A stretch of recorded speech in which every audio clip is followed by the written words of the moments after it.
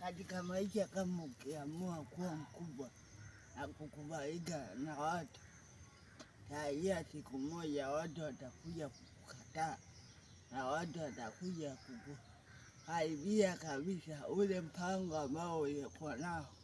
Hata kama wao watafaidika, lakini pale ambapo ushaweka uaminifu kwao kwamba unaweza kufanya vitu kwa ukubwa na watu wakakubali, kuna siku watu watakuvunja moyo.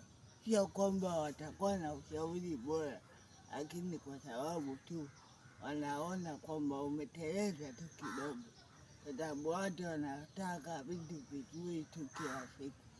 Ukiomba, ukikosea tu kidogo wao wanahesabia kama anguko. Hakuna mtu ambaye atakuelewa kwa sababu atakuona wewe uko sahihi na uko perfect, uko mkamilifu. Lakini ukijua kwamba wewe ni mkubwa, inabidi ustahimili changamoto na majaribu ambayo utakayapata pale ambapo utakuwa mkubwa na watu wanakuamini. Usikate tamaa, kwa sababu kila siku inahitaji utembee na ujiamini na pia uwe na kifua cha kustahimili mambo.